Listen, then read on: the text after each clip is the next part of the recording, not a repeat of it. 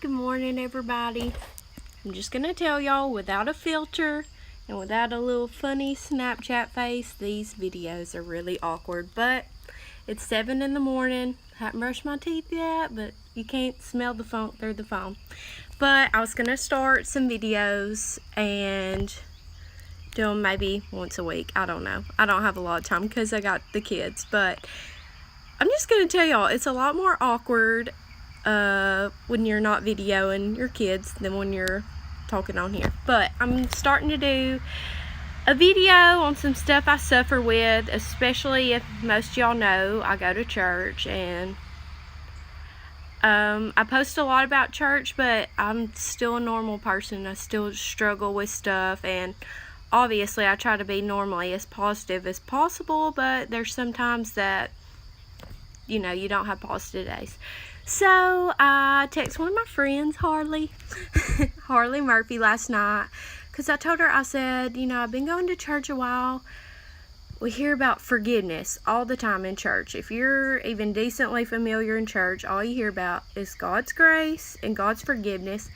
And it's easy to hear about in church, but when it comes to your real life, it's a lot harder than you think to forgive people, especially when even if it's not that serious, when somebody starts to get on your nerves, like every little thing gets on your nerves. So I guess we all struggle with it. So I wrote I kind of been studying on it, and I've been like texting my friend, and I'm like, okay, you need to help me, like give me some positive. Am I wrong? Am I right? And she texts me and she's like, Shine, you have to forgive. It does not matter. It doesn't matter any situation. Your responsibility as a follower of Christ is to always forgive. And that's really hard, especially when you do it multiple times. I mean, in your lifetime, you're going to have to forgive numerous people, but that's your job. And love Pastor Steve, but when we preach on forgiveness, I love him, but sometimes I want to chunk a Bible at him because nobody wants to hear that they are wrong. And I guess too, it's kind of like a parent when they tell you you're wrong and you don't want to hear it, but you're like, okay, I need to do that. So I actually wrote some stuff down. This is from Ephesians chapter 4, verse 31 through 32. And it says, get rid of all bitterness, passion, and anger. No more shouting or insults, no more hateful feelings of any sort. Instead, be kind and tender-hearted to one another and forgive one another as God has forgiven you through Christ. Which is pretty deep, because if you read what Peter said to Jesus, he has said, shall I forgive him 7 times? Is that enough? And Jesus replies back, no, 77 times. And that doesn't obviously literally mean 77 times. Trust me, if I could, I would count out 77 times and say, okay, that's it, I'm done. But it just means to keep on forgiving no matter what the situation. Especially if, you want God to forgive you one day. And I think we all know that we all need it. And I actually got this quote that I wrote down. And it says, the first to apologize is the bravest. The first to forgive is the strongest. And the first to forget is the happiest. And that is a lot harder than you think. Obviously, too, do you ever have somebody hurt you, but then they don't apologize? And you're like, well, because I know I've told myself, well, they hadn't apologized for what they done, so why should I even forgive them? But it's really not even about them, is what I've learned.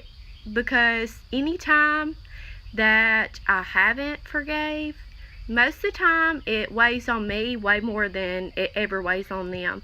So I've learned the first to apologize is the bravest, because that's swallowing your pride. Even if you think you're still right, it's still swallowing your pride and saying, you know what, I'm not gonna let this dwell in my heart. I'm not gonna let this dwell in my relationship with Christ. And I feel like that's really hard. the first to forgive is the strongest. We all know that. But it's not just saying you forgive. It's really forgiving, which is really hard to truly forgive. And the first to forget is the happiest. And, you know, they say when God forgives us, it's like a chalkboard. He erases it and it never happened. But, you know, our human mindset is not that way.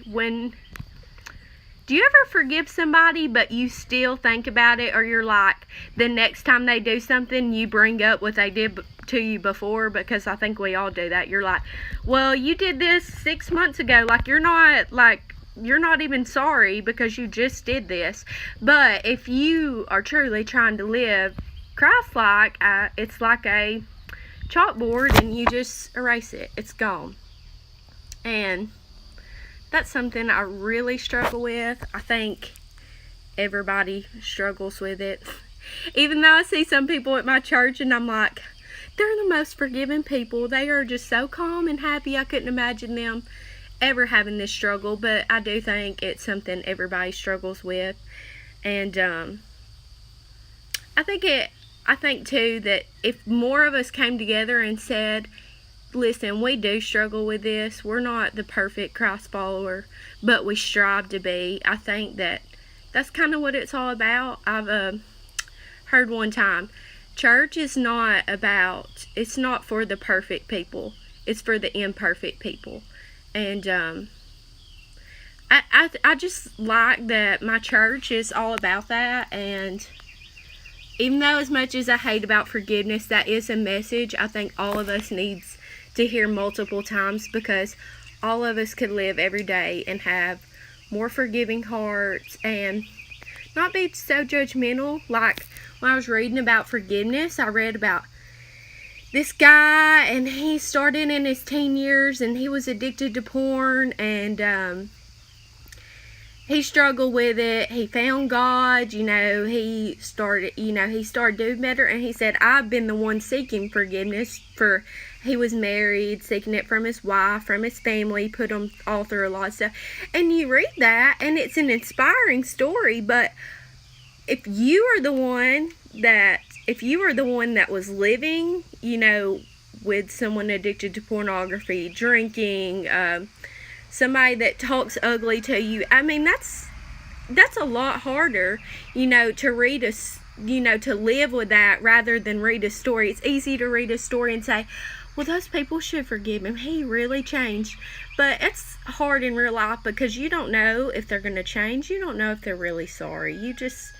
But like I said earlier, I've learned you do it more for yourself and for your relationship with God rather than for others, even if they don't deserve it, because not everybody is going to change. Not everybody's going to have the same sins as you. And I've noticed I struggle with that too. Is like, obviously something I struggle with is forgiving others, where others are really good at forgiving others, but they struggle with, other stuff. And that's hard to understand, that they, like somebody such as a drug addict, alcoholic, something more, cheating, something more visible, it's easier to judge them because you can actually see them doing it. You can actually see it affecting their life, rather than like someone that struggles forgiveness, because, you can't visually see that I struggle with forgiveness. So I guess that's my thing for Saturday. Maybe I'll do another video. It's so awkward. I'm just going to tell y'all, it's easier to watch people live than it is to do a live video. But if I change one person's life and I make one person's day better, it's what it's all about. And two, to have feedback and y'all tell me, okay, I struggle with this too, Cheyenne. You're not the only one. You're not mean and stuff. So if y'all could just be praying for me, hope it gets better. I pray for y'all, and I hope that y'all do well on your struggles as well. And maybe we can all do live videos and just say how imperfect we are.